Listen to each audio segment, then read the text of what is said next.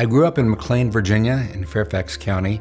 My father was a pilot after service in World War II in the Army Air Corps for Trans World Airlines. And my mother worked for the Department of Defense down at the Pentagon. And they were set up on a blind date in 1954 and married shortly thereafter. And my father decided that Northern Virginia was where he wanted to start his business and raise a family. So I grew up in what was then a quasi-rural town of McLean, Virginia in Fairfax County near Chain Bridge. Both my brother and I had to learn trades. I became a mason, my brother became a carpenter. That's where we would spend our summers working on job sites. Well, my parents were members of the greatest generation. They both were fortified and steeled and challenged through the Great Depression. And then both took part in World War II. Basic concepts of patriotism, hard work, truth-telling, integrity, being honest to your word and honest to your co-workers were lessons that my twin brother Bill and I had drilled into us from an early age. I joined scouting when I was 11 years old, went through the ranks, tenderfoot. 3 years later became an Eagle Scout at age 14. And I remember the lessons of scouting, the hard times, the learning to grow from adversity. And when I became an adult here in Loudoun County, I got back involved in the scouting movement. Basically, I served as the chairman of scouting here in Loudoun County, and then later became a scoutmaster of Troop 998 here in Leesburg. Was that for about 6 years, and then I had the honor of being a scoutmaster representing a Loudoun All-Star team of scouts at the 2010 National Jamboree. So those lessons of scouting are ones that were impactful in my life and ones that I tried to instill in some of the young men who took part in the scouting movement when I was scoutmaster. So after graduating from Duke, I put off law school a year and actually worked in the Durham County District Attorney's Office to actually see what I had written about in my college paper actually turned into applicable public policy. So after being in the trenches there in criminal prosecution there in Durham County, I came back here to Virginia and went to law school at Washington Lee in Lexington, Virginia.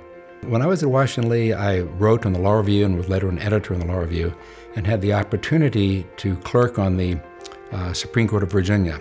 Probably one of the finest jobs I ever had was working on the Supreme Court with Justice Compton and the Supreme Court of Virginia, and gave me an opportunity to get right into Virginia state government. When I came back to Northern Virginia in 1985, I had been away from it since pretty much the fall of 1976. And my home area had grown quite a bit. And I went back to Fairfax County, took a job with a wonderful law firm in Fairfax County. But even at that time, I remembered coming out to Loudoun County and thinking that Loudoun County reminded me of what Fairfax County was like when I was growing up. So I never really had a desire to stay in Richmond because Northern Virginia was home.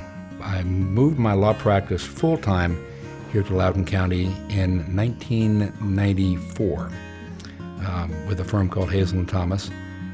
Was even a member of the first Economic Development Commission when that was created in 1992, which was created to allow Loudoun County to get a piece of the large economic development action that Fairfax County and the inner suburbs were very proficient at doing.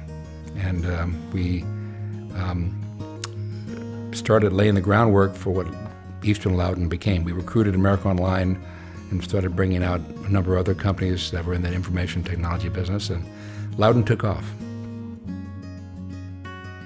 I am the managing partner of a firm called Walsh, Colucci, Loudoun Walsh. I had just wrapped up a year as chairing the Economic Development Commission in Loudoun County, and I remember the chairman of the board said, let's take this economic development know-how but apply it to Western Loudoun County.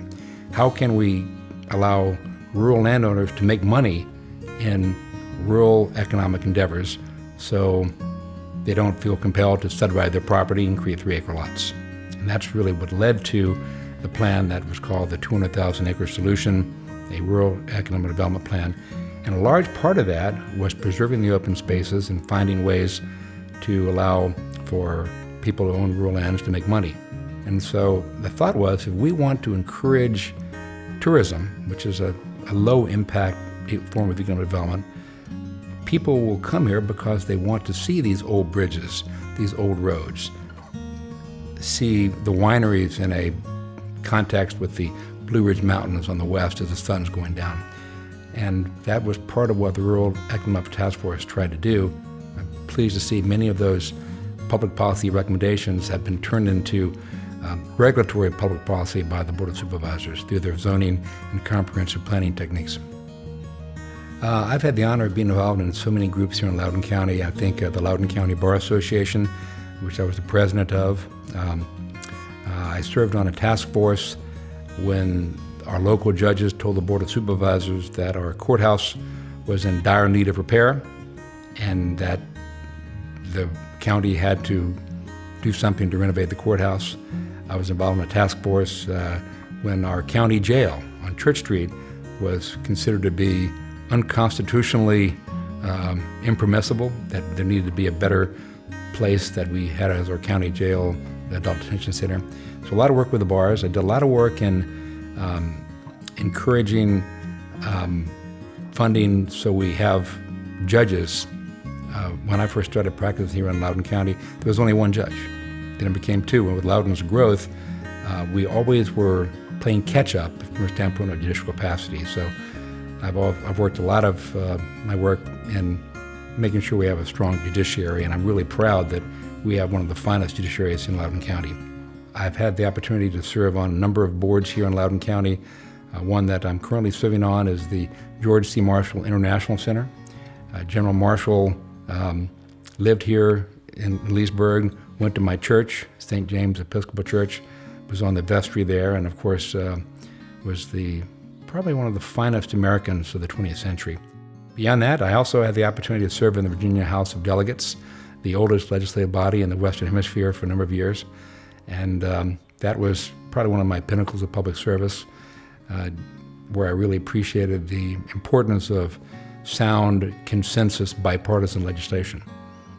I also was involved in a number of legal-oriented groups. The Virginia Indigent Defense Commission oversees all of the public defenders throughout Virginia.